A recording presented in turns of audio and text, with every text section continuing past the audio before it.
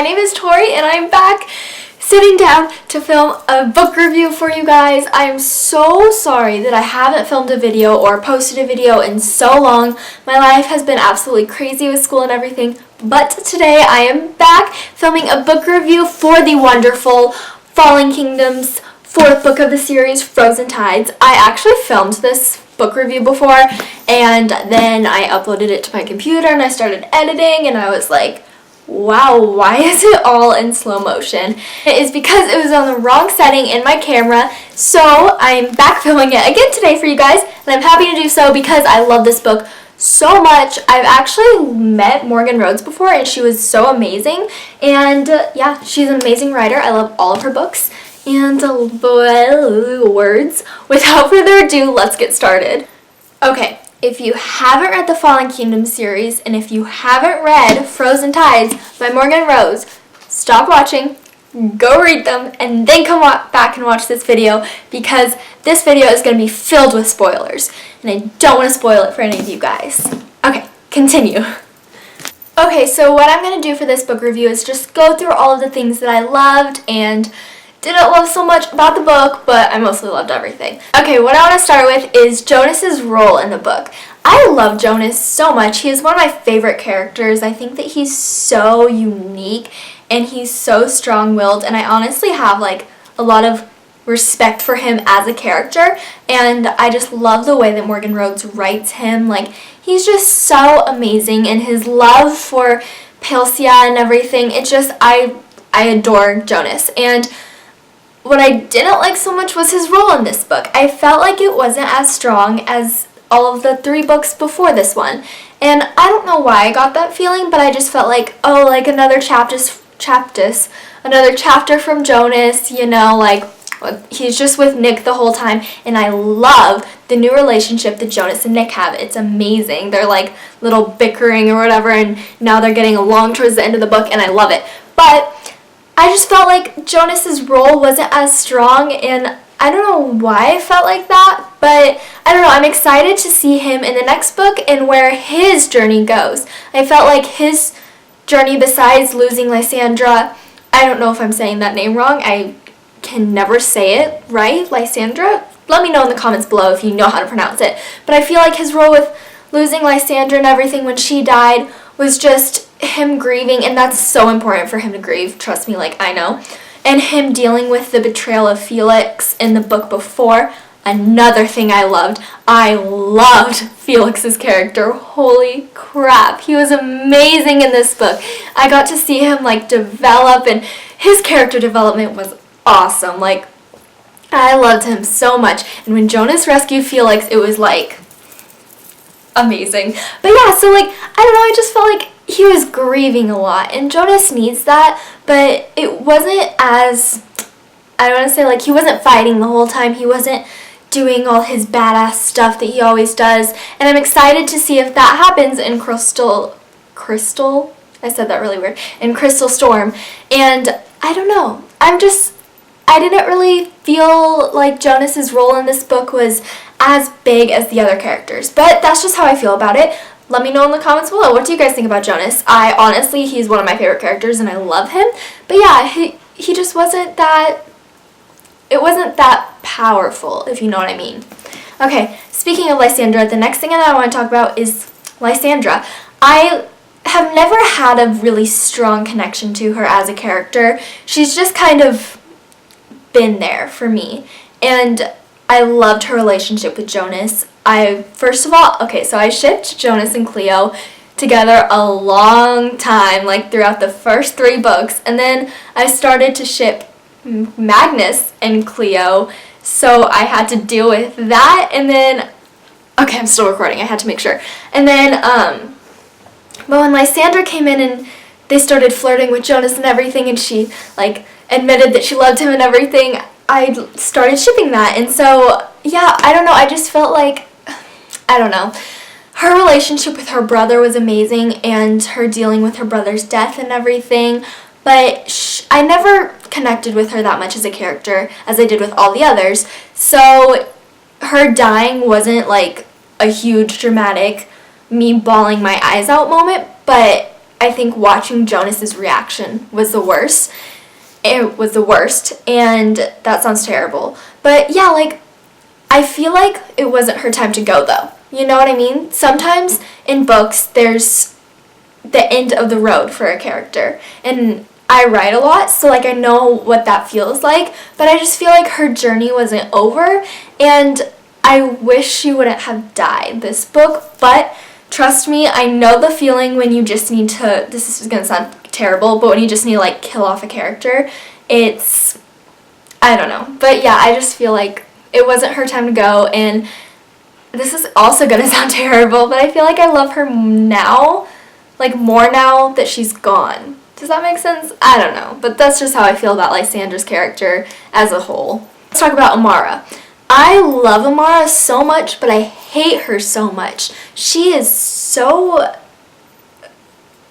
bitchy. Like, there's really no other way to describe it than bitchy. Like, but she's, I don't know. I have such a love-hate relationship with this character, guys. You have no idea. Well, you probably do have an idea if you read Amara's, like, point of view. But honestly, she is so terrible with everyone she meets except for her grandmother. And I loved seeing that relationship that she has with her grandma. Like, it was so special, and, like, the names that they call each other and the secrets that they share, and how, like, her grandma's the only one that she can trust. Like, it really warmed my heart to see that soft side of Amara, because this whole time she's scheming and she's like, I don't know. And then she gets with her grandma and she has that soft side of her, and that was really special to see that in a character who's really just shielded. Because I feel like in the last book, she had a mask on the entire time. Even in, like, whenever she was in a part of the book, she just had a mask on. And now in this book, we got to really unravel the character, and her character development was amazing. And I really enjoyed reading from her point of view, but what was also amazing is when she got with her family, and she's talking about how, like, her dad hates that she was a girl and everything, and we really got to see how girls are treated in her country. And that was really, like, interesting, I think, because it kind of reflected on present day or past treatment of women in our country. So that was really interesting. Not our country, but the world, you know what I mean. So yeah, that was interesting to read about. I did love so much when Amara killed her family. Like, that was the biggest plot twist, because it's like, what is she up to? You know she's up to something, and then she goes and poisons her, like, two brothers and father. Like, how does that even happen? My mind was blown. I was not expecting it at all. Like, I figured, yeah, she'll kill, like, her dad, you know, her father, who she hates but loves, and this whole thing, and then she goes and kills the whole family. And I was just like, okay. And then she runs off with Gaius, King Gaius, and I was like, okay, there is something more than what is here. I don't know. It was amazing. Like, I actually really like Amara now that I get to talking about her and everything. I actually really like her. Like, she is such an interesting character, and I'm so excited. I really hope that her point of view is in Crystal Storms, and I really am excited to see more of her. Another girl character, let's talk about Lucia.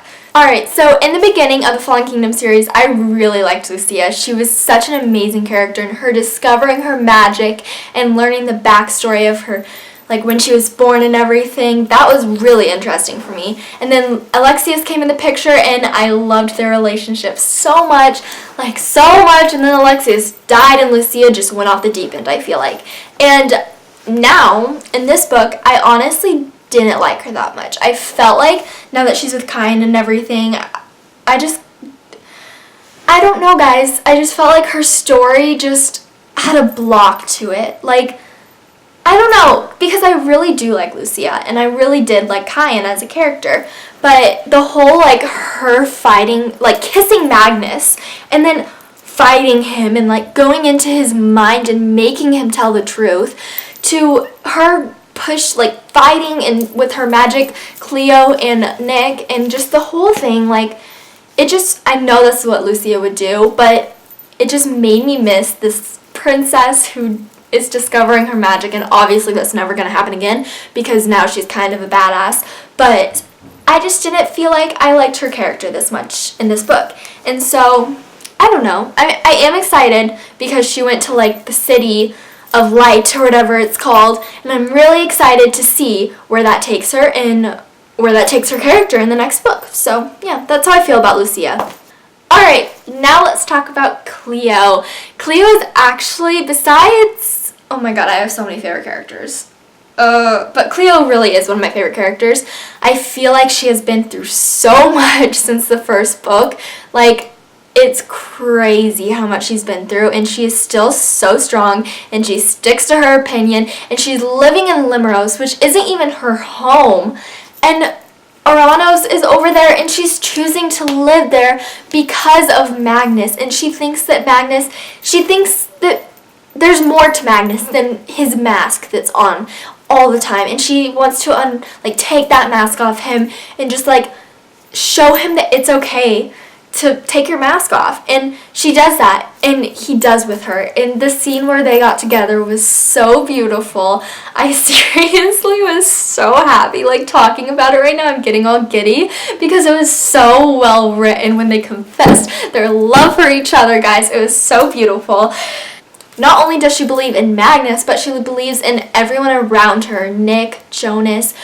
The part where she smashed Amara on the head, I was like, you go, Cleo. Like, you are so badass. You just go live your life and get out of there, because obviously Amara was not going to be on her side, but Amara is so, like, convincing. Like, I was starting to believe her as I was reading it, but in the back of my head I was like, no, like, Amara's bad. But yeah, like, I don't know, I love Cleo so much, and I'm so excited to see where her and Magnus get taken in the next book, and just where their characters are. Like, are they going to be together? Obviously, I feel like they're not going to have a happy ending in the next book because, let's get real, it's Morgan Rhodes. Does she ever give us happy endings? No, but that's okay because it's amazingly well written.